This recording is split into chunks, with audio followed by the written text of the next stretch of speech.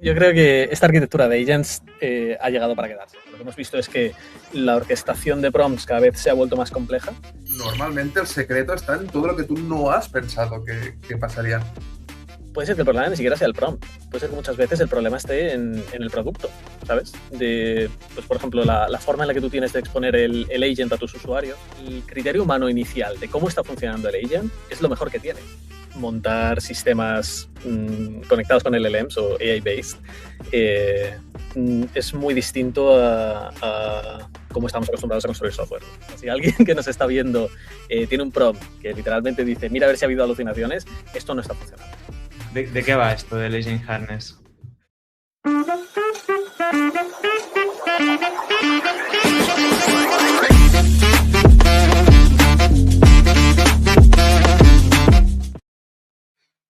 Muy buenas, bienvenidas, bienvenidos a un nuevo LambdaCast, el número 34, y para variar, pues vamos a hablar de IA. Al final voy a acabar aprendiendo algo. Yo soy Eduard Barroso, soy socio en Lambda Loopers y, como siempre, los que os vais uniendo, tanto LinkedIn como YouTube, podéis saludar y lo que queremos es que participéis en la conversación, que compartáis pues vuestra experiencia, vuestras dudas y lo vamos a ir añadiendo a la conversación como hacemos siempre. Así que si queréis ir presentándoos. La última vez tuvimos un problema con la integración de LinkedIn, así que voy a estar especialmente atento a ver si vemos los comentarios en LinkedIn. Y nada, como habíamos adelantado en un post el otro día, estábamos diciendo que los modelos son brillantes, esto creo que no tenemos ninguna duda, hasta que se encuentran con usuarios reales. Y ahí empiezan a pasar cosas, input raros, contextos incompletos, temas de latencia, costes, y el clásico, pues la respuesta suena bien, pero está mal. Entonces, hoy vamos a filosofar. Sí, porque a mi compañero Adrián siempre le gusta filosofar, pero también vamos a bajar un poquito al barro en temas de VALs, trazabilidad, observabilidad, en sistemas de LLMs en producción. Entonces, vamos a introducir ya a Adrián Batlle. Hola. Y César. Buenas, bienvenidos. Si has llegado hasta aquí, es porque sabes que la IA no va de herramientas, va de adopción. El problema no está en qué modelo usar, sino cómo hacer que tu equipo la use cada día, con casos reales, sin fricción. Justamente en Loopex compartimos este camino, cómo detectar oportunidades, cómo priorizar casos de uso y convertir la IA en un hábito diario dentro de la empresa. Si quieres esta hoja de ruta, entra en loopex.lambdaloopers.com y hablamos. César es el invitado de hoy, es el CEO de Latitude y, por lo que yo tengo entendido, vosotros estáis creando software para ayudar a operar y a llevar estas features basadas en LLMs en producción. Sí, exactamente. Nosotros lo que descubrimos hace ya año y medio, que es cuando empezamos con este producto, es que montar sistemas conectados con LLMs o AI-based es muy distinto a cómo estamos acostumbrados a construir software, ¿no? Se ha hablado muchas veces del determinismo versus el no determinismo y claro, eso tiene un montón de implicaciones, ¿no? Entonces nosotros desde Latitude lo que intentamos es aportar esa capa de infraestructura que al final necesitas para deployar un producto de AI en producción. Nosotros lo que vemos es que hace falta una capa de datos puramente, donde tú estás guardando todas las interacciones que ha habido con el LLM, tanto si estás haciendo un caso de uso de clasificación de toda la vida, voy a decir ahora, aunque llevamos relativamente poco haciendo este tipo de cosas, ¿no? Pero es casi un poco antiguo, ¿no? Hacer clasificación solamente con LLMs, como si estás montando un agent con conversaciones multiturn con tus usuarios. Entonces, al final te hace falta poder observar qué es lo que está pasando en producción y te hace falta poder evaluar que si el agent o si el LLM te está devolviendo la respuesta correcta o no, porque de esa forma es como tú puedes empezar a mejorarlo. No es tanto si me compila o no me compila, son más casuísticas de pues, comportamiento, casuísticas de, oye, ha entendido el contexto, le estoy pasando el contexto que yo esperaba, que esto ahora también con contexto dinámico es también un reto bastante grande. Sí, nosotros vemos esta capa de infraestructura de datos como una parte esencial de tener sistemas de AI en producción. De hecho, hace 9 meses, estaba repasando, hablamos con tu socio con Gerard, y ahí básicamente estábamos hablando de prompts, o sea, era como que parecía que era el santo grial, ¿no? Estábamos hablando de prompts, de cómo mejorar los prompts. Adrià, como siempre, vaticinó que en el futuro todos seríamos prompt designers, y ahora no ha pasado ni un año y es como que se habla de prompts, pero es que hay muchas más herramientas, muchas más capas. Es brutal. Yo estaba haciendo la reflexión esta mañana cuando estaba repasando lo que dijimos en ese Lambdacast de hace nada, 9 meses, a lo que estamos hablando hoy, ¿no? Uh-huh. Es sorprendente. Es una putada hacer de oráculo y que quede grabado en vídeo, ¿eh? Me lo he apuntado. Sí, dijiste que todos seríamos... O sea, que el rol de maquetador de prompts o prompt designer sería trending. Entonces, lo fue, como todo, de repente ya no se habló nunca más de ello. Pero bueno. No, a ver, yo sí que creo que el prompt sigue siendo importante. Lo que pasa es que depende de la casuística que tengas y sobre todo de la escala también. Pues si tú, por ejemplo, yo qué sé, estás prototipando un agent, ¿no? Para uso interno. Y lo que utilizas es pues, un modelo tipo Opus 4.6 o Codex 5.3. Modelos realmente avanzados, que son muy buenos haciendo tool calling, que son muy buenos planificando trabajo y donde no tienes mucho volumen, por lo tanto el coste no es un problema. Entonces ahí seguramente el prompt puede ser un poco más flexible que si tienes un caso donde tú estás procesando 80 millones de requests al mes para un caso de uso de clasificación, donde te tienes que asegurar de que ese prompt tiene la menor superficie posible porque cada token cuenta. Al final multiplica el coste de cada token por 80 millones y te salen unos números que te tiran de la silla. O cuando la latencia es muy importante también, porque al final la cantidad de contexto que tú le pasas al modelo afecta muchísimo en el tiempo que tarda en contestar. Entonces, depende del caso de uso que tengas, el prompting sigue siendo importante o no. Sí, a ver, yo creo que el prompt es importante. Tampoco, sí que es verdad que no hace falta tener un gurú, un visionario de los prompts que te escriba un prompt perfecto, pero el prompt es una parte muy importante de lo que sería un agente, su prompt de sistema. Hay otras cosas también mucho más importantes, también estoy de acuerdo. Y sobre todo, yo creo que la diferencia del año pasado a este año es que este año la gente realmente está empezando a poner cosas serias en producción. El año pasado alguna empresa había puesto algo en producción y eran unos valientes. Este año muchas empresas están poniendo agentes en producción. Entonces ahora se está viendo que el agente en sí es un microservicio, ¿no? No es un oráculo mágico y lo es todo, sino que es un microservicio, igual que todos los servicios que tenías antes más deterministas, digamos, se le tienen que poner todos los artefactos de calidad y de monitorización y todo esto que se le tiene que poner a cualquier otra API que tú expongas o cualquier otro servicio que tú expongas. Tienes que tener en cuenta la seguridad, tienes que tener en cuenta rate limiting, tienes que tener en cuenta que funcione o no funcione, y aquí aparte tienes que tener en cuenta todo este comportamiento no determinista que es el extra que se tiene que aprender a poner. Pero todo lo otro la gente lo estaba obviando un poquito también, y ahora que se está dando fuerte este aspecto de producción, estamos sacando un montón de herramientas y estamos recuperando la ingeniería, ¿no? Sí, de hecho, he visto que César y bueno, Latitude habláis bastante de fiabilidad, ¿no? De Reliable AI. Y quería preguntarte, a nivel operativo, ¿cómo entendéis esta fiabilidad? Es decir, ¿qué quiere decir fiabilidad? Sí, buena pregunta. Sí, para nosotros fiabilidad significa que el sistema de AI que tú tengas montado haga lo que tú esperas. Así de sencillo. Que parece trivial y parece que si usas ChatGPT más o menos lo puedes conseguir guiándole por la conversación, pero la realidad es que cuando lo mueves a una escala mucho más grande de lo que tú puedes probar personalmente, te das cuenta de los ¿cómo se dice? Las aristas afiladas que tiene este tipo de sistemas. Porque tú no controlas el input que tus usuarios le van a poner al agent, ¿no? Entonces, tú siempre quieres que la respuesta sea correcta, que se acerque el máximo posible al objetivo que tú le has puesto al agent. Pero, claro, ¿cómo haces esto a escala, ¿no? Porque no puedes estar revisando todas las conversaciones que todos tus clientes tienen para detectar estos problemas. Entonces, la fiabilidad para nosotros se trata de eso, de poder ver a escala cómo está performando tu sistema de AI o tu agent y saber claramente qué es lo que tienes que arreglar y qué es lo que no.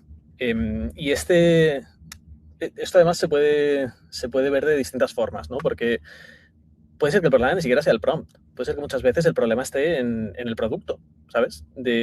Pues, por ejemplo, la forma en la que tú tienes de exponer el agent a tus usuarios, puede ser que ellos tengan una idea de lo que hace ese agent que luego no se corresponde con la realidad. Entonces, lo que tienes no es un problema de prompting, tienes un problema de producto.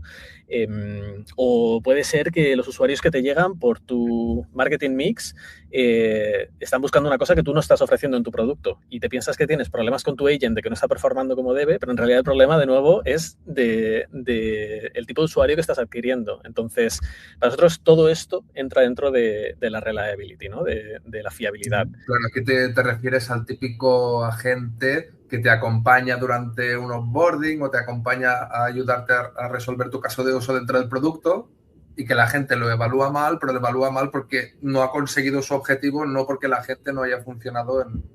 Ya. Sí, claro. Exacto. Entonces, por lo que dices, César, entiendo que prefieres 1000 veces más agentes que fallan mucho, pero que se puede detectar, respecto a otros que fallan poco, pero son difíciles de detectar esas veces que fallan. No sé si podría elegir entre ambas. Grandes frases, Yo prefiero son agentes que fallan poco y que se usan mucho. Claro, no sé qué pensará el cliente de eso.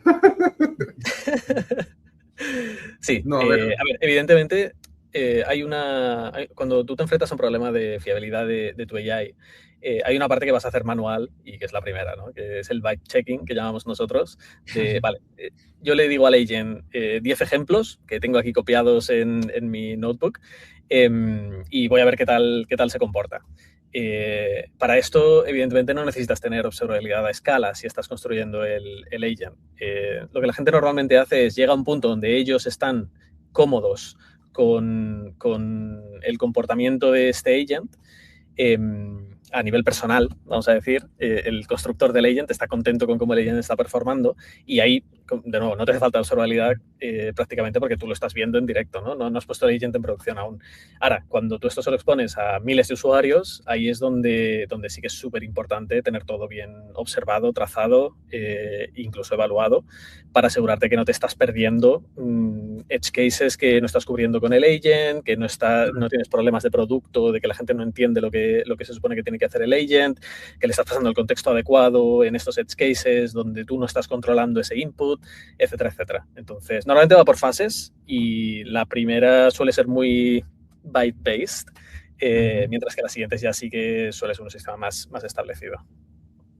Sí, yo tengo la sensación de que lo que más le cuesta a la gente ahora mismo es volver a coger esta metodología ágil en lo que sería el desarrollo agéntico. Tengo mucho la sensación de que la gente se piensa que esto es un proceso one shot. En plan, vamos a hacer el agente que va a resolver nuestro problema y lo vamos a meter en producción. Hasta que no pase esto, no lo vamos a poner en producción y punto. Cuando en realidad tenemos la oportunidad delante de hacer el desarrollo iterativo más fácil que nunca. Porque los servicios deterministas, entre comillas, o funcionan o no funcionan. La gracia de que un agente a veces vaya mejor, a veces vaya peor, es que también te permite ponerlo en producción y empezar a hacer un proceso de mejora continua a partir de ese momento. Y la pregunta de todo el mundo es ¿cómo monto, ¿no?, este proceso de mejora continua ahora mismo con este sistema tan poco determinista? Porque tú haces un prompt, lo que dices, ¿no?, el byte checking. Si tú dices 10 ejemplos y creo que eres generoso. A un programador le viene su manager o a un AI engineer, le viene su manager y le dice, oye, que esta gente, mira qué pasa cuando le expones a este caso de uso. Hace tonto. Dice cosas que no son. El programador coge los prompts, coge el contexto, hace su pócima, ¿no? Le pregunta 3 o 4 veces al respecto de lo que le ha dicho su manager, ve que ha mejorado y es en plan, ya está. Pero me recuerda cómo se programaba antes, que no había tanto esta cultura de testing, de CI/CD, todo esto que se decía, yo creo que ya está arreglado. Yo me recuerdo a ese discurso. Dice, ya está, dice, ¿seguro? Dice, sí. Se ha debilitado mucho este discurso y es porque no sabemos exactamente cómo montar todo este proceso de calidad.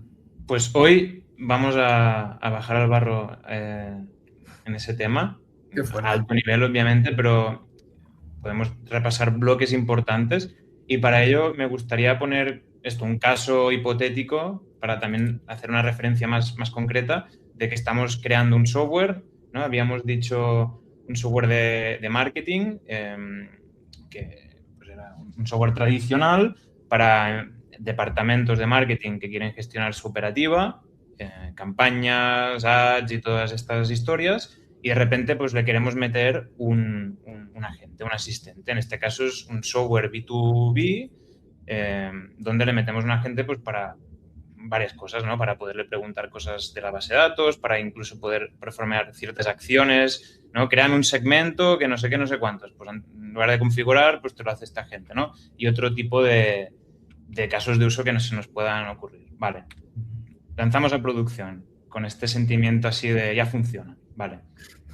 ¿Qué empezamos a ver o qué tenemos que empezar a hacer para irnos protegiendo, ¿no? Has hablado tú, César, una cosa súper interesante que creo que está dentro de los evals, que es un tema de, vale, voy a enseñarle casos de uso o input-output que han ido bien, ¿no? Que esto creo que lo llamábamos el Golden Set o el Golden Dataset. Golden Dataset, sí. El Golden Dataset, vale.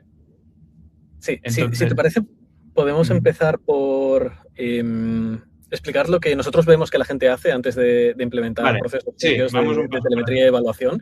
Y así tenemos el contraste con cómo nosotros recomendamos que la gente monte sistemas de AI de producción. Para el ejemplo malo no tengo nada para compartir en la pantalla, entonces simplemente lo voy a explicar. El ejemplo bueno sí que tengo algo preparado que también lo podemos ver en pantalla.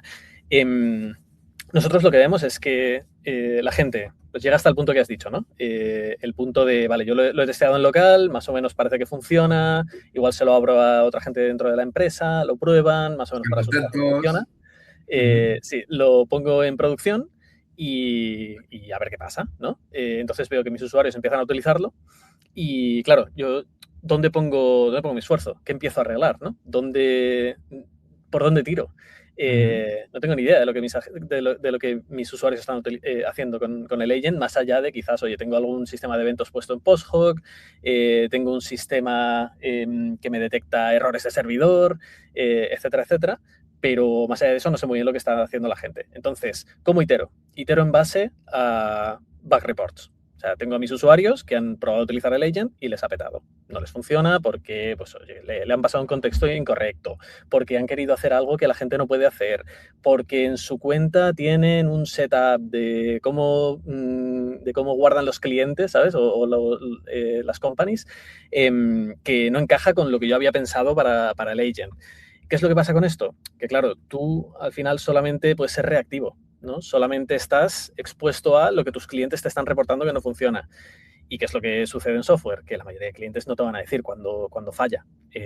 Solamente hay un porcentaje pequeño que se van a quejar porque realmente lo quieren, porque realmente están muy engaged con el producto, etcétera, etcétera.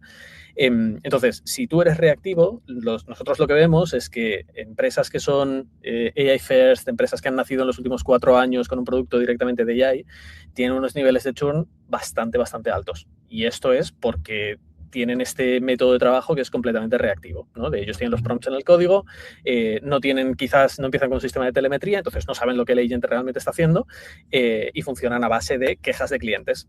Entonces, claro, tus clientes tienen una mala experiencia, no están utilizando o no están consiguiendo el potencial outcome que te puede dar este producto, ¿no? Entonces, esto es la forma que nosotros vemos que la gente tiene. Entonces, seguramente lo primero que hagan sea meter algo de telemetría. Pueden poner alguna de las múltiples aplicaciones que hay para ver exactamente todos los pasos que sigue un agent. Pueden quizás empezar a hacer algo de evaluaciones, aunque honestamente la mayoría de gente con la que nosotros hablamos no tienen muy claro cuál es la forma de construir este sistema de evaluaciones. Hay alguna gente que prueba pues un LLM Judge, por ejemplo, ¿no? Le ponen un template de estos que encuentras por ChatGPT o en Internet. Detéctame si el agente ha alucinado en este caso. Y se quedan tan anchos. Y dicen, vale, mi agente alucina en un 13% de ocasiones, ¿no? Y es como, bueno, pero ¿y quién está evaluando a este LLM Judge para saber si realmente la respuesta que te está dando es tan correcta o tan incorrecta como la del agent original, ¿no?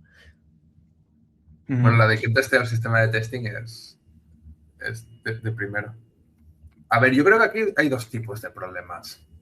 Uno, que la gente pierde disciplina respecto a sus servicios más core, etcétera. Tú ahora has dicho de empresas que han nacido ya nativas directamente de IA. Nosotros, en nuestro caso, nos encontramos más empresas, llámale clásicas, que quieren poner IA en sus productos. Y en sus productos tienen un montón de observabilidad, tienen ojos en todos lados, etcétera. En el proyecto de IA, bueno, no, tal, esto está así, lo hemos codeado. Es en plan, vale, no, si lo quieres poner en producción, tienes que seguir tu estándar de calidad. Primero de todo, rollos tipo Sentry, Postgres que decías, ¿no? Es decir, que no te pete en producción y que al usuario le llegue error, calling tool, no sé qué. Por favor, ¿sabes? Que no te salga el 500 por pantalla es el primer caso de uso, ¿no? Entonces, esto lo saben hacer. Y tú se lo dices y se ríen y dicen, sí, lo tenemos que hacer, jajaja. Ja, ja. Y lo ponen todo. Y después está toda la parte esta no determinista. Claro. OpenTelemetry, ya casi todos los frameworks de desarrollo agéntico te permiten integrarte con OpenTelemetry o con herramientas de observabilidad. ¿Vale? ¿Y qué hacen con esto? Aquí está el punto donde yo creo que hay más salsa para explorar. Además, yo hablando con directores de IA que están implementando IA en sus productos SaaS, una cosa que también me decían es que ellos no tienen datos. Muchas veces no lo guardan ellos. Los datos no los pueden explotar, no los guardan. Son datos que tiene el cliente. Entonces, supongo que están sujetos a lo que tú dices, César, a la reactividad del usuario final, que dices que aquí no me ha funcionado, aquí me está petando, aquí me está dando una cosa que no es correcta, ¿no? Entonces, claro, yo lo veo trabajo duro. Sí, y es duro porque precisamente por ese indeterminismo del que habla Adrià. El detectar si la tool a la que has llamado ha tenido un error de servidor, vale, todos sabemos cómo hacer esto, ¿no?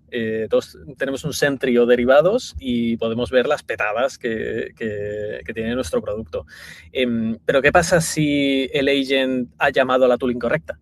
Y la tool ha funcionado, o sea, tú no vas a ver ningún error, no vas a ver ningún pete porque no ha petado, pero ha llamado a la tool incorrecta y igual te ha borrado un documento, ¿sabes? O igual ha cogido y le ha hecho una transferencia a quien no tocaba. Y cuando tú esto lo enfrentas a sistemas del mundo real, ¿no? Donde hay movimientos de dinero, donde hay este tipo de transacciones que son un poco más delicadas, más vale asegurarte de que el agent generalmente llama a la tool correcta. Entonces, claro, ¿cómo puedes detectar primero la cantidad de veces que llama a la tool incorrecta, la cantidad de veces que tiene un comportamiento que no es el esperado y cómo lo arreglas? Que tampoco es trivial en muchos casos, ¿no? Entonces, nosotros... Sí. Yo aquí, yo quiero decir una cosa, porque Edu antes decía lo del Golden Dataset. Y yo quiero decir que hay una parte que es muy importante y que se subestima. La gente se piensa que el problema se va a solucionar siempre no con ingeniería y montando sistemas novedosos y tal. ¿Cuál es la herramienta correcta a llamar en cada caso? Es una cosa que parecería trivial, pero muchas veces el problema es que tampoco es tan fácil de definir. Entonces, tú tener la respuesta esperada a cada caso de uso de tus usuarios no es un esfuerzo trivial. Y esto yo lo hablo con bastantes clientes que están intentando adoptar ahora IA y ponerla en sus productos. Te va a ser muy difícil rellenar este Golden Dataset o como le estén llamando ahora mismo, Ground Truth, lo que sea. Te va a ser muy difícil conseguir que te pongan aquí 50 casos de uso con sus 50 respuestas, pero es que lo que necesitarías seguramente serían 1.500 casos de uso con 1.500 respuestas para estar estadísticamente más o menos cubierto. Y aquí hay un esfuerzo gigantesco que no se valora. Total. Nosotros lo que hemos visto que la gente está empezando a hacer ahora ya en 2026 es, vale, he recibido un report de un cliente que no le ha funcionado el agent, que ha hecho algo que no tocaba. Entonces, lo que vemos que las empresas empiezan a hacer es coger ese caso y meterlo en el Golden Dataset directamente. Claro. Entonces, van iterando el prompt, hasta que el agent es capaz de obtener la respuesta que tú esperas para ese caso de uso. ¿Qué pasa? Que sigues siendo reactivo. Sigues expuesto a que el cliente se queje de que el agent no ha hecho lo que tocaba, ¿no? Y te puedes asegurar de que este error no lo va a cometer más, pero sigues sin tener visibilidad de todos los errores que el agent está cometiendo en producción que nadie te está reportando. Pero para mí, igualmente, aunque esto sea reactivo, estoy de acuerdo que no es completo, pero no se ha hecho siempre así el testing end-to-end. En cuanto a que, vale, tú le has dicho a tu equipo de ingeniería, montadme una batería de testing end-to-end. El equipo de ingeniería ha dicho, vale, pues dadme las especificaciones concretas y los códigos que queréis que retornemos en cada caso, tal. Se ha hecho aquí un esfuerzo gigantesco y después se ha multiplicado por 5 las filas en este documento de testing end-to-end gracias a los casos de uso en producción. Y ahí es donde detectas tus corner cases, porque hay unas partes que son más o menos básicas, pero normalmente el secreto está en todo lo que tú no has pensado que pasaría. Y al final este Excel yo creo que siempre va a tener una parte reactiva y que si tú eres suficientemente rápido, ya estás ganando mucho. Y siento que mucha gente no tiene ni eso.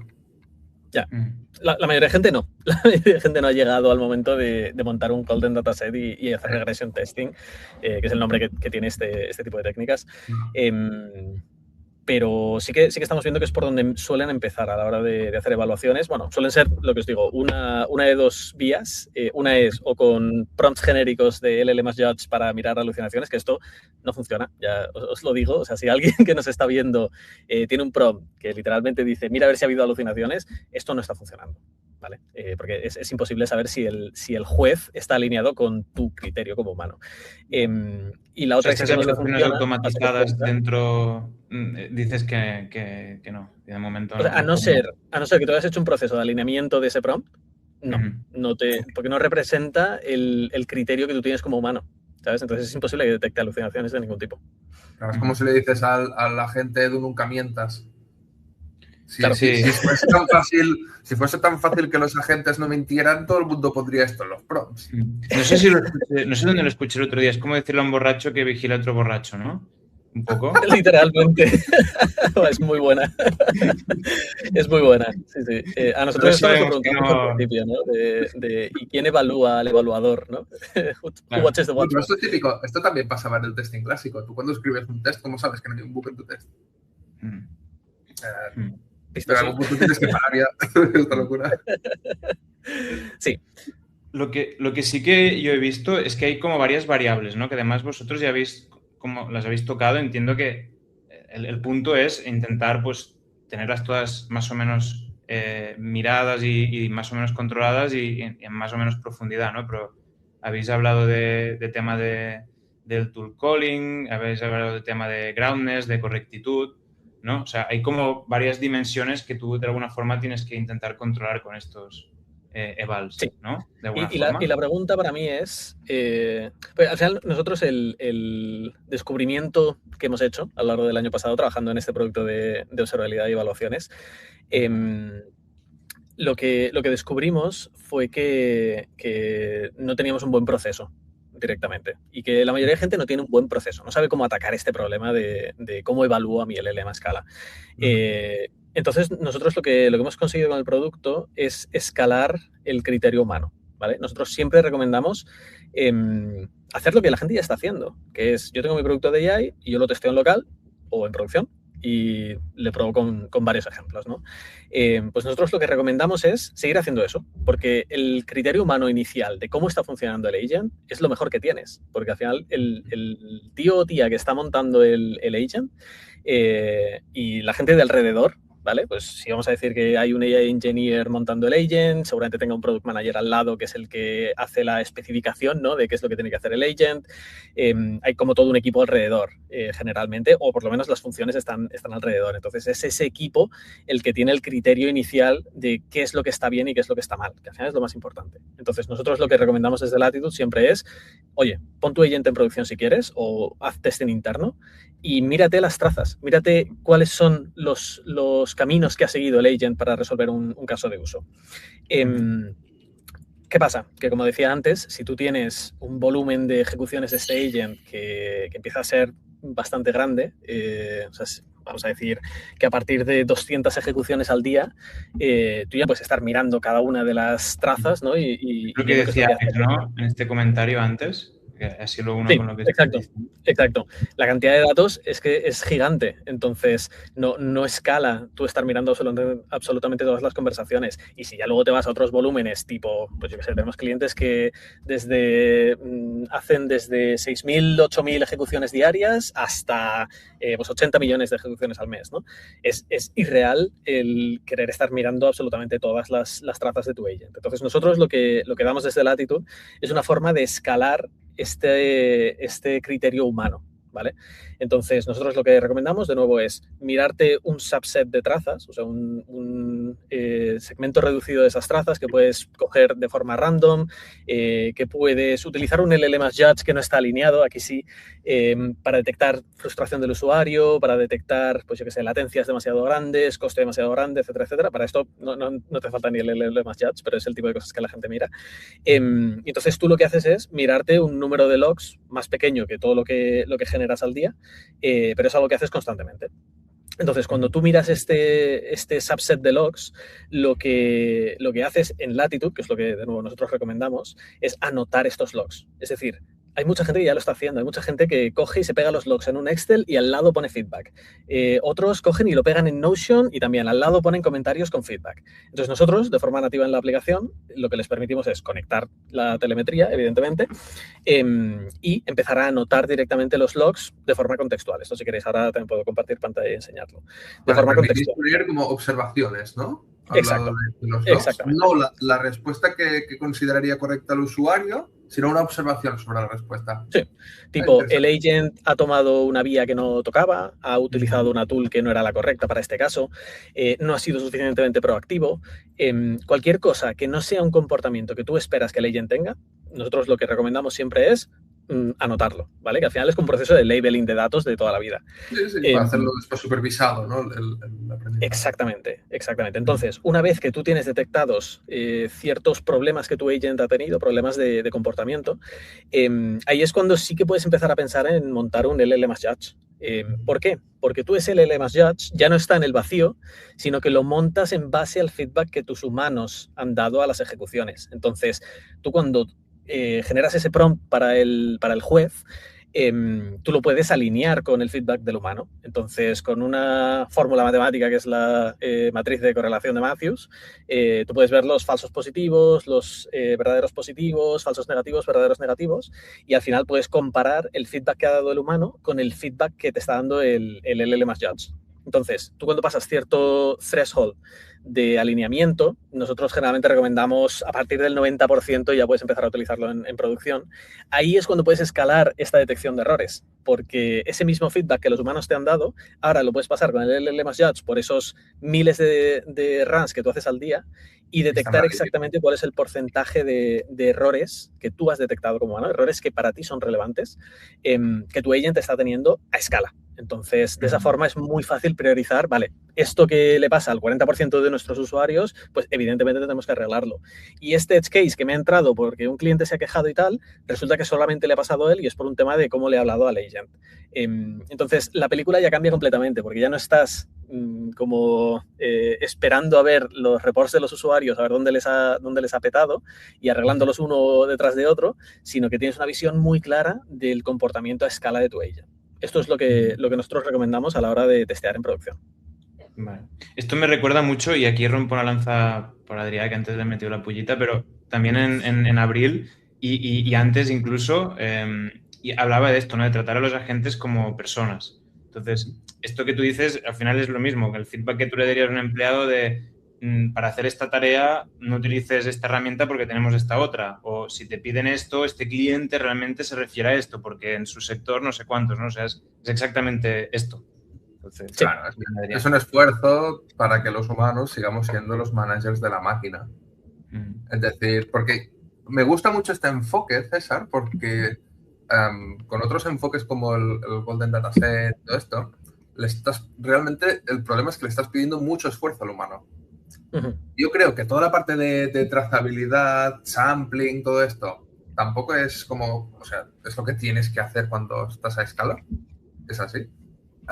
Pero después que tú le permitas a los humanos no decir lo que debería de decir la gente exactamente, sino poner ideas y observaciones a lo que está diciendo la gente, simplifica mucho su trabajo. Total, porque es algo que ya están haciendo. Porque ellos ya están revisando esas conversaciones que tienen ellos a nivel personal con el agent. Y ellos ya generan ese feedback, aunque sea de manera interna en su cabeza. Claro. Saben dónde la gente se ha equivocado y dónde no. Entonces, para nosotros el cambio mental es, vale, en lugar de apuntártelo en un Excel o en un Notion o dejártelo en la cabeza y ponerte a arreglarlo, es, vale, anótalo en Latitude al lado de la traza donde ha pasado esto, porque esto luego lo puedes utilizar ya no solo para crear un LLM Judge que te lo detecte a escala, que esté alineado con ese feedback que tú has puesto, sino que también lo puedes utilizar para generar ese Golden Dataset, ¿sabes? Correcto. Porque o sea, no siempre todo va mal. Nosotros siempre recomendamos que se anote tanto lo que ha ido bien como lo que ha ido mal. Entonces, si tú anotas lo que ha ido bien, ya tienes esa traza guardada en un sitio con el output que tú esperas, si ha ido bien, y contra lo que luego puedes hacer test de regresión, ¿sabes? Porque si cambias algo en un prompt, muchas veces te vas a petar cosas que antes funcionaban y ahora ya no. Pues al final el Golden Dataset también lo va a generar un agente, ¿no? Estamos hacia eso.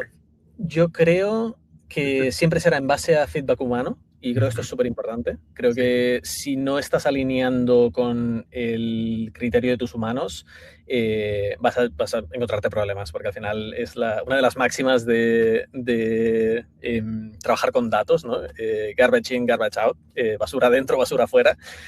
Si tú no tienes un humano por ahí decidiendo qué es lo que está bien, ¿no? La diferencia entre el bien y el mal, te vas a encontrar con que tu pobre LLM no va a ser capaz de hacerlo si tú no le dices lo que quieres. Entonces, la forma de decirle lo que quieres es darle feedback directamente. Ha pasado un poco lo mismo con los prompts, ¿no? Que los prompts al principio los hacíamos más nosotros y ahora ya los hace otro LLM en base a lo que tú quieres, pero yo ya no hago el prompt bueno, digamos. Yo le pido que me lo haga. Total. Es de primero de prompt, que tú le pasas el prompt malo a una IA y la IA te saca otro prompt mucho más largo y ese es el prompt bueno. Ese es el primero de prompt. ¿Y tú crees que al final la interfaz va a acabar siendo ver las respuestas de la gente, ir haciendo swipe a la derecha y swipe a la izquierda? Y esto va a ser el control de calidad y management de nuestros productos. Me acabas de dar una buena idea. Igual la primera es gratis. La primera es gratis. No, sí, porque realmente yo insisto, es muy complejo crear estos sistemas, estos datasets. Y también yo he estado filosofando mucho, que a lo mejor en Latitude dais solución a esto. Yo he estado trabajando mucho ahora, últimamente, sobre todo con Mastra. Antes me lo hacía más a mano, ya directamente con Nest y montaba los agentes así más en plan vanilla. Tema de mantener estos jueces y estos datasets, porque yo pensaba, vale, tú tienes en mi modo, yo soy un poco viejo, ¿vale? Entonces yo solo veo este QA en plan pipeline de CI/CD, release candidate, vamos a ver qué puntuación saca según un juez con un golden dataset y si mejora la puntuación de la versión anterior, entonces es bueno. O si supera un 90% de la nota sobre 100, entonces es bueno. ¿Qué pasa cuando modificas este dataset? Cuando tú modificas este dataset, sorpresa, lo vas a ampliar, porque no vas a quitar casos de uso. Entonces tu nota, teóricamente, va a bajar. Cada vez que se modifique el dataset, es como si te ponen más preguntas en el examen, vas a empeorar la nota. Entonces, esto lo entiendo. Pero, ¿qué pasa cuando mejoramos el sistema de juzgar? Ya no solo la gente de juez, sino nuestro sistema, porque a lo mejor nos damos cuenta, y esto es una cosa que también, trabajando con A/B testing y todo esto en el tiempo, nos hemos dado cuenta, es muy difícil que tus resultados tengan significancia estadística. Antes has hablado de falsos positivos, falsos negativos. Es mucho más difícil de lo que nos pensamos que nuestros resultados tengan significancia estadística. muchas veces es ruido random. Entonces, si nosotros cambiamos nuestro sistema juez porque le hemos puesto más iteraciones, hemos hecho un average, hemos cambiado algo que lo hace más significativo, ¿cómo evaluamos? ¿Hemos perdido todo el histórico? ¿Nos vamos contra las trazas de producción? Esto es lo que me rompe a mí la cabeza ahora mismo. Total. Y como dices, esto es uno de los problemas más grandes a la hora de montar un sistema así. ¿Cómo haces la gestión de los datos, básicamente? Y cómo te aseguras de que tus prompts que están evaluando siguen alineados al feedback de tu mano, ¿no? Eso sobre todo. Sí. Esto es lo que nosotros estamos trabajando para automatizar casi completamente en Latitude. O sea, al final, nuestra visión es que para realmente montar un sistema fiable de AI, lo que necesitas son guardarte los datos, ¿vale? De tanto lo que el agent está produciendo como el feedback de los humanos, esas anotaciones de las que hablaba antes. Y luego, cómo utilizar estos datos para automatizar estos procesos, ¿no? De creación de ese Golden Dataset, que yo, en mi opinión, ese Golden Dataset debería ser casi dinámico, porque tu agent también empieza a tener cada vez más funcionalidades. Entonces, igual estás utilizando un run de hace año y medio, ¿sabes? Cuando tu agent ha cambiado su forma completamente. Entonces, no tiene sentido. Para nosotros, esos Golden Datasets tienen que ser casi dinámicos. Y luego, la parte del alineamiento de los LLMs-Judge, por ejemplo, esto sí que lo hacemos automático. Nosotros tenemos un proceso por el cual cada vez que sale una nueva anotación que está vinculada a una issue, ¿vale? Porque nosotros las anotaciones las metemos en clusters, básicamente, de forma semántica, y las convertimos en issues, que es como la forma de consumir los programas que el agent tiene, ¿no? Entonces, cuando sale una nueva anotación que está relacionada con esa issue, nosotros refinamos el prompt del LLMs-Judge automáticamente. Usamos un algoritmo que se llama GEPA, GEPA, que seguramente estoy ahora mismo. Y esto lo que te permite es encontrar, es un algoritmo de mejora de prompts de forma genética, ¿no? Entonces, él lo que prueba es, vale, voy a probar este nuevo prompt, ¿vale? Y voy a utilizar el porcentaje de alineamiento que nosotros ya le damos, porque ejecutamos esa evaluación, ¿no? Y lo comparamos con lo que el humano nos dijo, y lo voy a utilizar como reward function, básicamente, para encontrar el prompt que mejor funciona, que más alineado está. Entonces, nosotros este proceso, que es un auténtico drama de montar, no os voy a engañar, si lo quieres hacer por tu cuenta, pues la gestión de los datos es complicada, la gestión de los prompts es complicada, la gestión de estos procesos de optimización de prompt es complicado, a no ser que tengas un background de Machine Learning o Data Science, donde ya estás acostumbrado a hacer este tipo de cosas, ¿no? Pero lo que vemos es que la mayoría de equipos no tienen este background. Entonces, nosotros este proceso lo hacemos automáticamente usando GEPA. Ya os digo, cada vez que entran nuevos datos, nos aseguramos de que el alineamiento de ese LLMs-Judge ya automáticamente tiene esos nuevos datos en cuenta. ¿Tú lo conocías esto de GEPA, Adrià? No. Porque como te gustan tanto los algoritmos genéticos... Yo, justamente, es que me recuerda de cuando estaba triunfando todo esto de los LLMs y los transformers y tal, que estuve mirando con un amigo algoritmos NIT de evolución de redes neuronales vía algoritmos genéticos y me recuerda esto. Lo que pasa es que creo que mejoran mejor usando el sistema actual, pero bueno. Sí, si tenéis curiosidad, la gente para implementar GEPA generalmente lo que utiliza es una librería de Python que se llama DSPy, DSPY. Pasa que es un poco complicada de entender, tiene unas abstracciones un poco arcanas, en mi opinión. Entonces, hay mucha gente que lo utiliza, pero generalmente vienen con estos backgrounds más de Machine Learning o Data Science clásico, y entonces se sienten muy en casa utilizándolo, ¿no? Pero ellos, los de DSPy, llevan años argumentando que editar manualmente los prompts no tiene sentido cuando tú les puedes dar reward functions, básicamente, para encontrar el que mejor funciona. Claro. Y nosotros, la verdad, que nos ha flipado bastante cómo funciona esto, porque hicimos un experimento para ponerlo, para mejorar los prompts directamente de los usuarios, y en algunos casos internos nuestros nos mejoraba de un 33% de acierto a un 100% en un run de 5 minutos probando prompts distintos con los LLMs-Judge que ya construyes en la plataforma como reward function. Entonces, esa es la forma de asegurarte de que el agent o el prompt no tiene el comportamiento que no esperas, básicamente.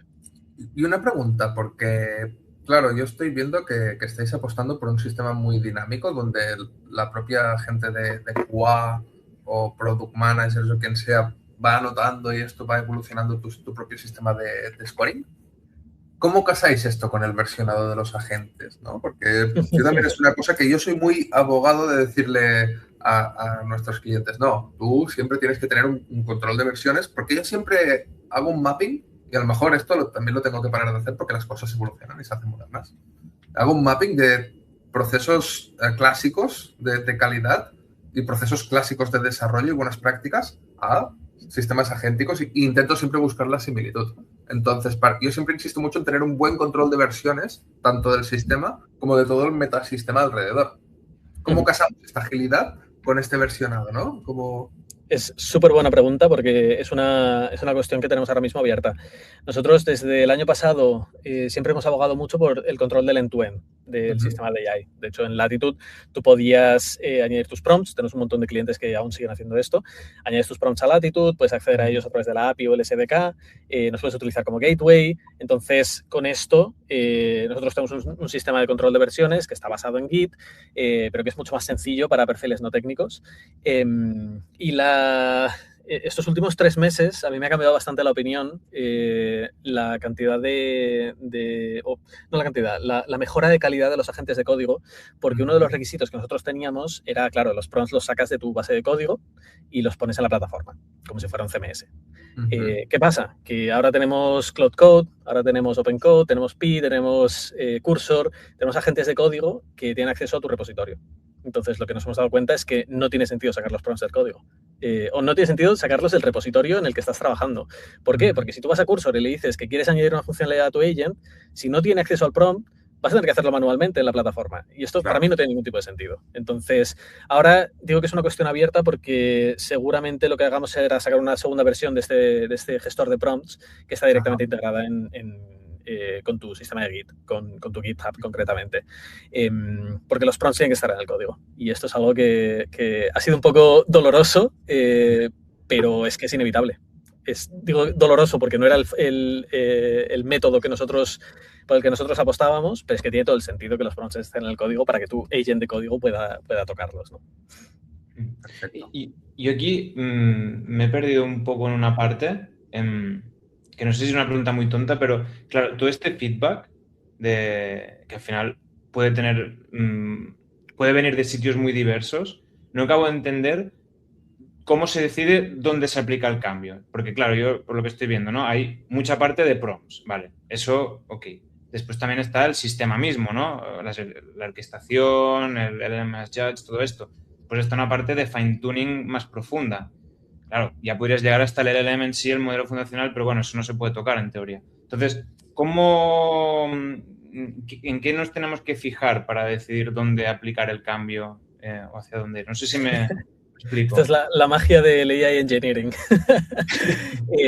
Depende mucho de dónde encuentres la issue, porque como digo, las issues puede que no tengan nada que ver con tu arquitectura del agent, puede que no tengan nada que ver con tu harness, puede que no tenga nada que ver con tus prompts, sino puede tener que ver con hasta el marketing mix que utilizas para captar usuarios. Entonces, lo primero, de nuevo, es muy importante mapear cuáles son las issues que tiene tu agent y saber a escala en qué porcentaje de aparición tienen. Entonces, una vez que tienes eso hecho, ya puedes empezar a trabajarlas. Entonces, si tú, por ejemplo, ves que tu agent no te contesta con el JSON que tú esperas, ¿vale? Y puede ser que simplemente le estés pidiendo, oye, contéstame en JSON, en el prompt.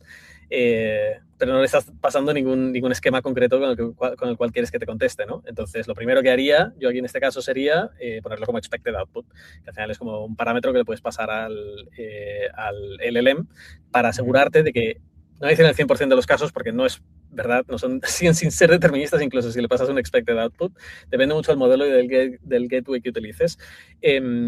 Pero sería lo primero que haría en este caso. Si lo que veo es que llama a la tool incorrecta, pues seguramente lo que yo haga sea probar un cambio en el prompt, pasarlo por un proceso de CI o experimentación que no toque producción y ver cómo encaja esto con mis LLMs Judge que tengo puestos y con mis test de regresión para ver si lo arreglas. Si quieres irte a un caso más avanzado, puedes utilizar el resultado de estas evaluaciones como, de nuevo, reward function con un software como DSPy utilizando un algoritmo como JEPA para encontrar esa versión del prompt que minimiza la aparición de este error. Eso también lo puedes hacer, pero esto, si os digo la verdad, he visto a muy poca gente intentando meterse en este jardín, porque es un jardín bastante gordo. Vale, pero ahora mismo vosotros, un poco vuestro enfoque, lo que estáis haciendo es, le dais al usuario observabilidad en producción en directo para que él pueda anotar, que es más fácil que definir verdades. Estas anotaciones las usáis para adaptar un agente tipo juez. Y este agente tipo juez, mediante el algoritmo genético, estáis haciendo variaciones random de los prompts del agente en producción, que supongo que es la parte genética del algoritmo, y mediante juez las dejáis sobrevivir más o sobrevivir menos. Y esto es la conexión, ¿no? ¿Humano? Casi. El problema que tenemos, esto era una de las ideas originales y de hecho tenemos algunos clientes que lo están utilizando porque lo sacamos en producción el mes pasado. Tenemos un optimizador de prompts. ¿Qué pasa? Que esto tiene challenges cuando te enfrentas a sobre todo, harnesses avanzados de agents que están haciendo gestión dinámica del contexto, porque el control del prompt ya no lo tienes. Básicamente, el control del prompt viene dado por la orquestación que tú hagas en el código. Entonces, nosotros no podemos hacer esa optimización a no ser que nos vayamos a la casa del cliente a ejecutar su agent y encontrar cuál es el set de palabras que mejor funciona para reducir esa tasa de error, ¿no? Entonces, nosotros lo que hacemos ahora mismo es la parte de optimización la dejamos para los jueces, ¿vale? Por esto que decía, de que entra una nueva anotación y tú lo que quieres es asegurarte de que el juez tiene esa anotación también en cuenta para detectar ese tipo de casuísticas más adelante en producción. Y seguramente lo que hagamos más adelante este año sea tener una suite completa de experimentación, simulación y optimización a nivel de SDK y a nivel de CI. Que es donde nosotros creemos que tiene sentido. O sea, lo que hemos visto es que la orquestación de prompts cada vez se ha vuelto más compleja y que ya no son casos de input-output, ¿sabes? Ya no son casos de le paso 4 variables al LLM con el dato concreto del cliente y espero una respuesta y ya está. No, ahora tienes agentes que activan y desactivan skills, agentes que llaman código, agentes que llaman cosas a través de MCP, que le pasas un contexto de una memoria, que puede hacer un recall de una conversación. O sea, son casuísticas muy complejas que nosotros desde el producto, pues obviamente no vamos a orquestar. Lo que vemos es que la gente utiliza pues, frameworks como Mastra, vemos que la gente utiliza LangChain, frameworks de este tipo, ¿no? O incluso ahora OpenClaw. Alguna gente lo usa en producción también. Y claro, nosotros nos tenemos que adaptar a eso. Entonces, vamos a hacer un cambio en el producto para que la optimización de prompts ya no pase en la plataforma, sino que pase en el CI del cliente, que es donde creemos que tiene que estar. Sí, y yo creo que el camino para que todo esto tenga calidad es olvidarnos de que es un sistema agéntico y simplemente quedarnos con la parte de que las respuestas son mucho menos deterministas que de normal. Me gusta mucho el punto que has dicho de a veces es un problema de ¿cómo lo has dicho? De product market. Puede ser que simplemente... La cuestión es, el agente es una pieza, tu sistema agéntico es una pieza y tú estás haciendo testing end-to-end. Entonces, testéalo end-to-end. Como antes cuando se tenían que hacer los clics, ¿no? en el navegador para testear el QA end-to-end, porque que la API funcione no significa que el usuario pueda hacer una compra. Es un poco lo mismo, ¿no? Supongo que estamos cogiendo este enfoque, ¿no? Total, y de hecho mucha gente nos ha empezado a pedir un sistema de simulación de usuarios. Porque yo tengo mi agent con mi orquestación montada en mi backend y claro, yo quiero testear esto a escala en preproducción antes de ponerlo delante de mis usuarios. Entonces, claro, lo que nosotros hemos empezado a hacer también son simulaciones de lo que es como hacer una especie de red teaming, en cierto modo, ¿no? Donde tú tienes un prompt para el agent y tienes un prompt para el usuario y el usuario se tiene que comportar de la forma que dice ese prompt. Entonces, de esta forma puedes escalar muy fuerte la cantidad de testing que haces end-to-end, en este caso, del comportamiento del agent antes de ponerlo en producción, a través de simulaciones y sistemas similares.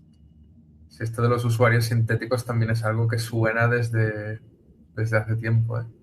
Sí. Pasa que en producción no se veía mucho porque tampoco se veían muchos agents reales en producción. Lo que se veían son más workflows integrados con LLMs. Por suerte este año ya la mayoría de gente ha hecho el cambio, yo creo, y ya entienden la diferencia entre un agente autónomo y un workflow. Bueno, como mínimo han cogido el coraje ya para poner en producción lo que sea. Sí. Y tiene que penetrar la cultura de los equipos de ingeniería. Esto es lo que yo creo que es más importante. Ahora se tiene que pegar un par de morradas haciendo el vibe coding y el vibe deploy. Se tiene que pegar, se tiene que hacer unas cuantas retrospectivas y gracias a gente como vosotros, pues empezar a poner más herramientas alrededor de tu plataforma. Es lo que toca. Total. Y están saliendo un montón de tecnologías que aún están cogidas con pinzas y es que es normal. Quien diga que tiene un producto de hace mucho tiempo que soluciona cosas de IA, bien. Porque todos los frameworks están en bragas, incluso los más populares del mundo. Te pones a mirar por dentro y está todo a media hacer. Te miras los esquemas de la base de datos de Mastra y ves ahí un montón de tablas que dices, ¿para qué está esta tabla aquí si no la está usando nadie? Supongo que es para la release que viene. No lo sé, pero... Sí. No, y más allá de eso, yo es que creo que todo el mundo está un poco en las mismas. Yo creo que como es todo tan nuevo, como se itera tan rápido, como todo cambia de un día para otro, tú también, tu framework tienes que ir manteniéndolo, ¿no? Y tu producto tienes que ir manteniéndolo. Y ya os digo, nosotros, el producto que teníamos a final del año pasado o incluso en enero, es que no tiene nada que ver con el producto que tenemos ahora, ni tiene nada que ver con el producto que tendremos de aquí a 2 meses, porque la industria cambia tan rápido. Yo creo que OpenClaw, por ejemplo, ha cambiado la perspectiva de mucha gente. Y me parece que las arquitecturas de agents van a tener más que ver con cómo OpenClaw lo hace, no necesariamente a nivel de deployment, no necesariamente a nivel de el acceso que tú le das a tu máquina o a la máquina virtual que tengas, sino la arquitectura de, oye, yo tengo mi agent MD, yo tengo mis skills, yo tengo mis scripts que puede ejecutar mi agent, tiene acceso al file system. Este tipo de arquitecturas ya empiezan a resonar como que son las que realmente funcionan. Entonces, claro, yo me pregunto, ¿qué va a pasar con un LangChain? ¿Qué va a pasar con un Mastra, que tiene una forma de verlo, una arquitectura completamente distinta, ¿no? ¿Cómo van a iterar el producto, si es que lo van a iterar para acercarse a eso? O si como LangChain se van a quedar con las abstracciones que sacaron hace años, que ya no son tan relevantes y se van a quedar un poco por el camino. No lo sé. Apasionante. Haz una puesta en directo porque si Edu después al cabo de 9 meses te lo podrá criticar. Sí, no sé, yo creo que esta arquitectura de agents ha llegado para quedarse. Yo creo que la gente ya ha visto el potencial que tiene. Creo que la gente de Anthropic también con Cloud Code lo ha hecho fantástico. Y creo que se va a quedar más que por un tema de la facilidad de uso o de lo obvio que parece una vez que lo ves. Yo creo que se va a quedar porque los modelos los están entrenando para este tipo de arquitecturas. Así de claro. O sea, sabemos que Anthropic entrena Claude pensando en Cloud Code. Pensando en el tipo de tool use que hace, pensando en el tipo de file system access que tiene, etcétera, etcétera. Entonces, para mí, la cosa va a tirar por este tipo de agents donde tú tienes un prompt base, que es como tu system prompt, y tienes una serie de skills que el harness activa o desactiva on demand. Skill y harness son términos que, bueno, skill ya un poco más, pero también es bastante nuevo. Harness es, creo que yo lo aprendí porque me lo dijiste tú. Después he visto que Mastra también ha sacado una primera propuesta de harness. ¿Lo sacaba el lunes? Sí. ¿De qué va esto del agent harness? El agent harness al final es el runtime de ejecución de tu agent, por así decirlo. Es decir, es lo que controla el loop principal, porque al final un agent no es más que un LLM en un for loop. Ya está, ¿no? Aquí desmitificando los agents, pero no es más que esto. El loop continúa hasta que el agent te envía texto que dice que ya ha terminado. Ya está, no tiene más. Entonces, una versión súper básica de un harness es esto. Es un loop que llama a un LLM en bucle. Más allá de eso, hay ciertas técnicas que tú puedes aplicar a la gestión de ese contexto. Pues, por ejemplo, técnicas de context compaction, ¿no? Donde tú llegas al máximo de la ventana de contexto y lo que haces es resumir lo que ha pasado hasta ahora, incluyes algunos mensajes de las últimas iteraciones, de los últimos turnos que has tenido, y esto es lo nuevo que le empiezas a pasar al agent por la limitación de la ventana de contexto. Pues esto es algo que generalmente los agent harnesses tienen. Tienen provisiones para conectar sistemas de memoria, por ejemplo, que puede ser o basada en texto, basada en semántica, puede ser híbrida, hay como distintas formas de hacer la parte de memoria. Generalmente sueles tener también algún tipo de conexión con protocolos como MCP de forma nativa, aunque el creador de OpenClaw no le gusta nada MCP y no lo metió de forma nativa, pero lo puedes hacer con un plugin. Pero son este tipo de habilidades que tú le das a ese loop agéntico para hacer una mejor gestión del contexto y al final obtener un mejor output. Y a ti te veo pensativo, Adrián. No sé si esto del harness te convence. No, estoy interiorizando el concepto. Yo es que aún no lo acabo de entender lo del harness, es decir, que es como el runtime, entonces, de tu agente. Más o menos. Más o menos. De hecho, yo mismo, para entender el concepto de un harness, mira, ¡guau! Perfecto, perfecto, pongas la URL aquí. Yo mismo como side project, también aprovechando los agentes de código, yo soy semitécnico en realidad, ¿vale? Yo no escribo código de producción, generalmente. Pero con estos agents quería aprender un poco cómo funcionan estos harnesses por dentro, ¿no? Y monté un harness enfocado en casos de uso que puedes deployar en un Vercel, que puedes deployar en Fly.io o en un Docker, con una API REST, o sea, casos enfocados en web, básicamente. Entonces monté Poncho, que eso lo hice la semana pasada, literal. En una semana había montado el harness entero. Yo que no soy técnico, de nuevo, así que como veis, los harnesses tampoco tienen tanta chicha. Yo creo que se van a comoditizar bastante, de hecho. Al final todos hacen un poco lo mismo. Y nada, monté Poncho para aprender cómo funcionaban estos harnesses por dentro, ¿no? Cómo lidian con el loop del agent, cómo lidian con el tool calling, cómo lidian con compactar el contexto, etcétera, etcétera. Entonces, nada, Poncho tiene un montón de cositas que he ido montando simplemente para aprender cómo funcionan. Qué guay. Interesante. Ahora, no miréis el código porque es un absoluto desastre. Te pediré a la IA que me haga un resumen del código. Sí. Si me quieres hacer una pull request también con limpiando cosas, también te lo agradezco. No, porque yo he ido piñón fijo, tirando para adelante, metiéndole features, y ayer me di cuenta, por ejemplo, que la mitad de la telemetría que tenía puesta no se estaba usando siquiera. Y tengo archivos por ahí sueltos que no estaban por ahí. Pero bueno, para el prototipo me ha ido increíble el cursor. Genial. Qué guay.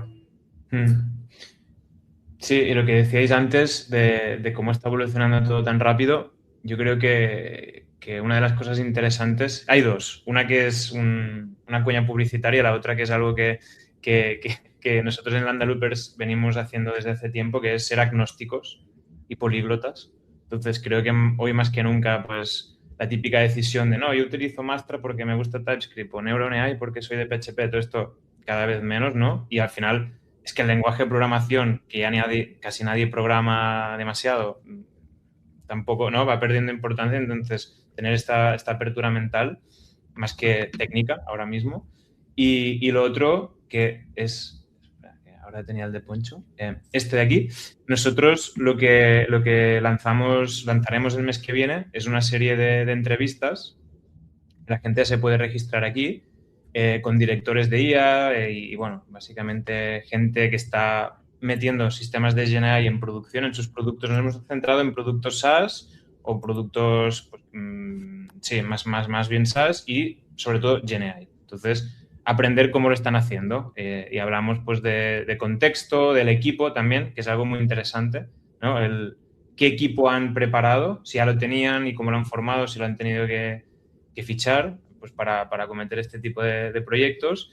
Y después, bueno, lo típico, cómo se deciden los modelos, la parte de experiencia de usuario, las tools, MCPs, memoria, orquestación, AgentOps. Nos hemos centrado más en la parte esta de AgentOps, para, bueno, como lo he llamado yo, ¿no? Temas de trazabilidad, observabilidad, evals. Pero bueno, es que realmente hay un montón de bloques y un montón de bloques relativamente nuevos. Entonces, yo creo que lo más interesante es hablar de ellos y ver cómo están haciendo otros y sacar conclusiones. Sí, Matías también lo ha compartido ahí. Llevaremos cuatro entrevistas y tendrás que cambiar los conceptos ya directamente de la entrevista. A las 2 semanas hay que hablar de otra cosa. Sí, bueno, está imposible. Ahí está. Sí, la idea es esta, es poder compartir conocimiento y ver cómo lo están haciendo otros. Y seguro que evoluciona muchísimo. O sea... Yo creo que hoy en día me gusta mucho la era que estamos viviendo porque nos permite, bueno, nos da la importancia de cómo compartir conocimiento es importante para innovar juntos. Porque si ahora las empresas nos ponemos todos en plan secretista de yo tengo mi fórmula y no la comparto, etcétera, etcétera, vamos a hacer todos unos churros. Pero unos churros, y pues que vamos a tardar muchísimo más en saber domesticar esta tecnología que lo que podríamos tardar compartiendo todos. Y creo que es muy importante abrir, compartir y que cada uno con nuestras cagadas las podamos abrir un poco, nuestras malas decisiones, cómo hemos mejorado y ahorrarle a la gente 3 meses de sufrimiento. Total. Creo que esto es muy importante hoy en día. Sí, totalmente.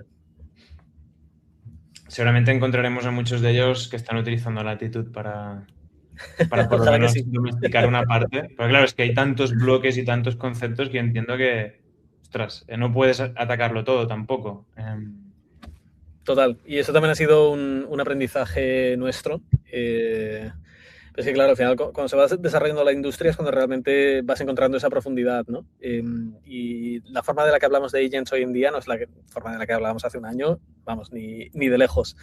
Entonces, el ir buscando dónde rascar, por dónde tirar, qué es lo que funciona y qué es lo que no, cuando además cambia todo el rato, hostia, es súper interesante, agotador también en muchos casos, porque la forma de trabajar de hoy no tiene nada que ver ni siquiera con la forma de trabajar de diciembre, que es muy loco, ¿eh? Y esto nos ha cambiado tanto a mí como no técnico. Me ha enableado de una forma que nunca había podido programar de esta forma, como a nuestro equipo de desarrollo, que también les ha cambiado la forma de trabajar de un día para otro. Es como que hemos duplicado el equipo de desarrollo sin contratar a nadie más.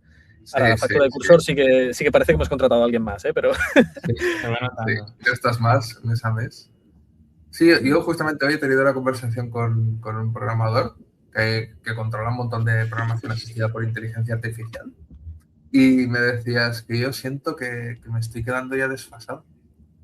Siento que me estoy quedando desfasado y que ya estoy programando de una forma mucho menos eficiente de la que podría estar programando ahora mismo. Este chico ya no programa, digamos, ya solo usa sistemas agénticos para programar, pero dices que no estoy siendo todo lo productivo que podría estar siendo ni de coña. Pero, sinceramente, llevo mucho tiempo diciéndolo. Esta sensación creo que es normal que la tengamos y creo que tampoco nos podemos volver locos. No podemos estar a la cresta de la ola porque es una ola que avanza tan rápido y con tanto dinero de inversión encima que por primera vez los más frikis no podemos estar al día de todo ni de coña. Necesitamos comunidad, equipo y relajación y puedes estar 2 versiones atrás y estás bien, no te pasa nada. Te puedes estar 3 meses sin mirar nada de internet y no te pasa nada. ¿Sabes? Depende de cuándo hagas esto, ¿eh? Porque si lo haces justo estos últimos 3 meses, igual sí que te has perdido cosas. Pero esto lo puedes decir siempre. Es que este discurso lo puedes decir siempre. Total. No, totalmente de acuerdo con lo que dices y me siento muy identificado, ¿eh? Porque ahora me pasa que vuelvo a casa, ¿no? de la oficina y yo qué sé, estoy sentado en el balcón tomando un té. Y me pasa que estoy pensando, hostia, no tengo a mis agentes trabajando. Claro. No estoy siendo productivo ahora mismo. Es como, macho, pero sí, ya he trabajado hoy. Puedo Hay una sensación de no estar haciendo I+D y de no tener un ejército de agentes trabajando para ti 24/7. Total.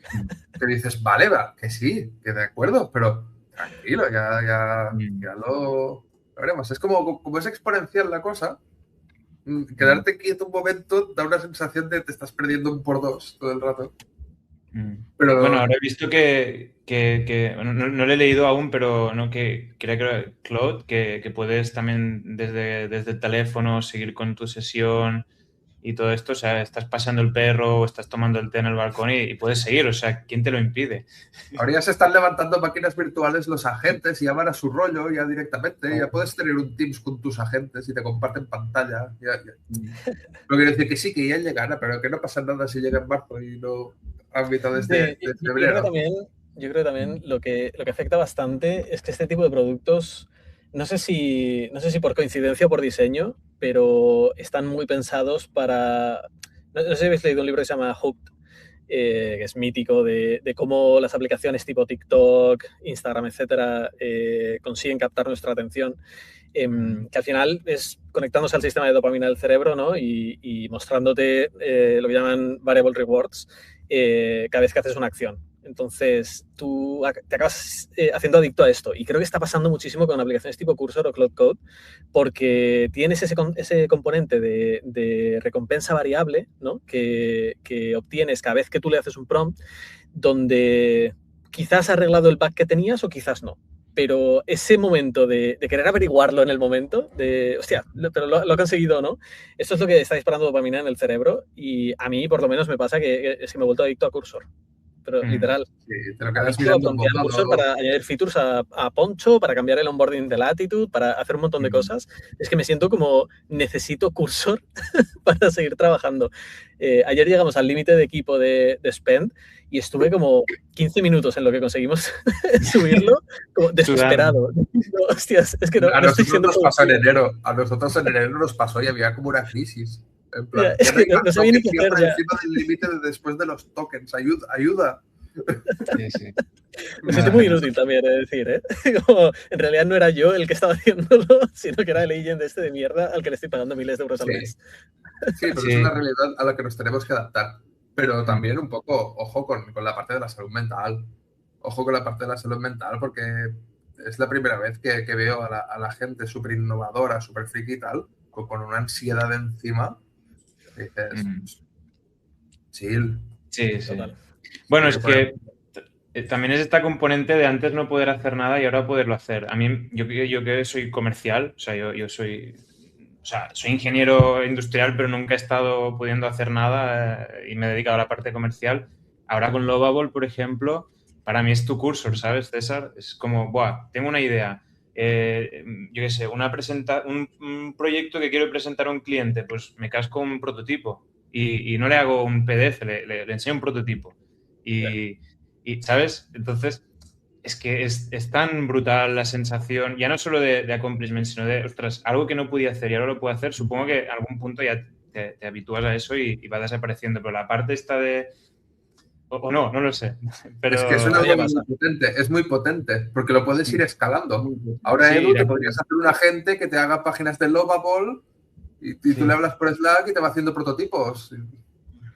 Calla. ¿Por qué no tienes a tu agente haciendo no me des ideas, ¿no? Tienes clientes. Bueno, es una locura. Sí, con calma, pero... Y en los modelos gratuitos aún lo veo más, porque en los de pago igual no lo veo tanto, pero en los gratuitos aún que te ensabona, o sea, ¿sabes? Te regala las orejas en plan, no, muy bien, esto lo has pensado tal. Y en la parte más profesional no lo veo tanto porque estamos ahí apoquinando, pero en la parte más gratuita sí que veo ese enganche constante de hacer, no solo en que completes, sino en hacerte sentir bien de una forma banal, completamente banal, sencillamente felicitándote cada vez, en plan, no hace falta que me felicites en cada prompt, ¿sabes? Pero... Sí. No, yo creo que este sistema de recompensa variable, ¿sabes? Pruebas algo y a ver qué pasa. Yo creo que esto es lo que explica el crecimiento exponencial que están teniendo este tipo de productos. O sea, el crecimiento de Cursor, el crecimiento de Lovable, que son cosas que nunca hemos visto antes. Yo creo que tiene que ver con el unlock que realmente lo es un desbloqueo gigante a nivel de capacidades, sumado con la adicción que te crea utilizarlos. Y sobre todo en la parte gratuita de los productos, ¿no? Como tienes los créditos limitados, al final acabas pagando porque dices, joder, es que justo estaba a punto de tener la versión final de la web, voy a mandar el prompt y pagar por créditos, a ver si lo consigo. Y nunca lo acabas consiguiendo, siempre tienes más iteración. Y yo, para mí es lo que explica bastante el crecimiento desmedido de este tipo de empresas. Muy bien, nada, yo creo que hemos divagado un poquillo ahora y está bien también. Si había alguna pregunta más... Yo lo necesito eso, sino que... Sí, está bien. Además, yo he lanzado unos prompts y aún no han acabado, o sea, aún tengo 5 minutos hasta que tenga que lanzar el siguiente, o sea que... no, esto, si alguien más tenía alguna duda en general de adicción, de fiabilidad, de lo que sea, que diga y si no, vamos cerrando, si os parece. No sé si queréis acabar con alguna recomendación, alguna cosilla, lo que queráis. Ya que estábamos hablando de fiabilidad. Yo tengo dos. Una, ser rigurosos, porque siempre lo digo y me repito mucho. somos ingenieros, vamos a ser rigurosos y segunda, tomémonoslo con calma. Es decir, porque se le dedica mucha energía al I+D, pero también se le tiene que dedicar un poquito menos de I+D y un poquito más de poner en producción también, ¿sabes? Se tiene que ir balanceando. Mira, Alex dice que muchas gracias, César, súper interesante. Y sí que hay una pregunta de Adriana, ¿cómo piensan que será el futuro? Dicen que van a jerarquizar más, o sea, después de la adicción os van a nivelar de los que pagan 200 euros o no. Claro. Bueno, no lo sé, porque ChatGPT, por ejemplo, meterá anuncios y se harán de oro con los anuncios. Porque ¿cómo se dice?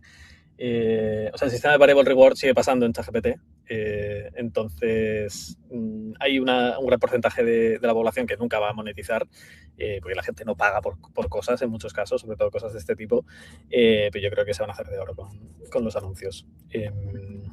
Lo que también imagino es que los modelos mejorarán mucho en performance. Yo estoy deseando ver mejoras en tokens por segundo. O sea, para mí es el gran limitante ahora mismo.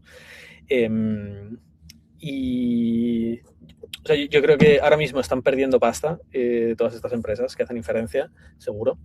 Porque, yo qué sé, Claude te da acceso casi gratis a través de Claude Code, ¿no? A modelos bastante tochos, que esto al final es financiar la adquisición de usuarios ahora para engancharles y luego meterles la clavada, ¿no? Pasará, pero bueno, al final se está moviendo tanto dinero con esto, las empresas están tan dispuestas a pagar por ello que no creo que sea un problema para ellos. Sí, yo también pienso que la monetización, la estratificación esta va a ser indirecta.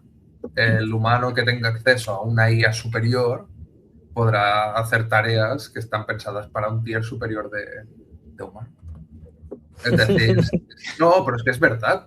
Yo estoy viendo un montón de middle managers haciendo el quarter summary por IA.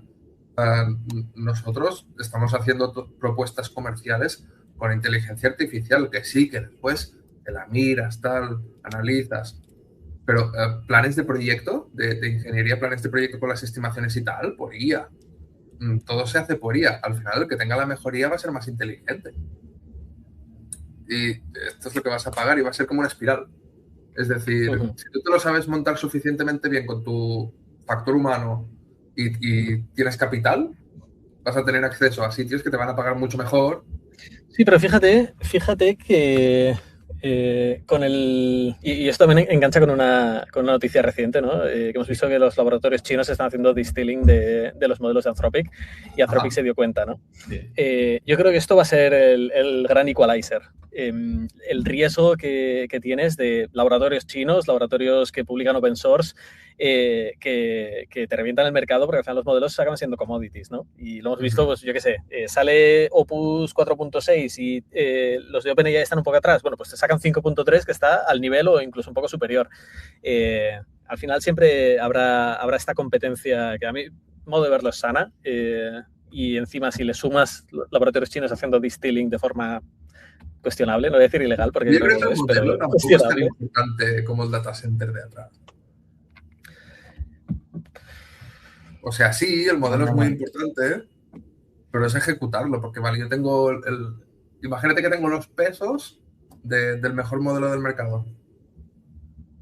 Yo no puedo hacer nada con eso. Bueno, sí que puedes hacer inferencia de forma relativamente sencilla, con una inversión que no es la inversión que han hecho a la hora de hacer el training. De hecho, si te fijas en qué gasta la pasta OpenAI, verás que la inferencia, o sea, el coste de la inferencia es como 1/5 del capital que gastan, mientras que los otros 4/5 son R&D, es training de modelos. Entonces, ahí es donde está lo jodido realmente y por eso Anthropic le molesta tanto que los laboratorios chinos les hagan distilling de los modelos, porque claro, con un presupuesto mucho menor consiguen un modelo que no es al mismo nivel que un Opus 4.6, evidentemente, pero que está ahí. El tema del distilling es súper interesante, si a alguien le interesa meterse, muy, muy, muy interesante. Muy bien, pues nada, para no abrir más melones, yo creo que podemos ya ir cerrando. Nada, César, muchas gracias por tu tiempo, por compartir tu conocimiento. También Adrián, obviamente. Nada, os dejaremos los links de Latitude, de Poncho, de de Ya lo hicieron, que es la serie de GenAI en producción que estamos preparando en el vídeo y nada, también a disponer por si tenéis dudas o lo que sea. Así que nada, muchas gracias a todos, a comer y que vaya muy bien. Venga, chicos, muchas gracias. Venga, Buenas tardes. hasta ahora.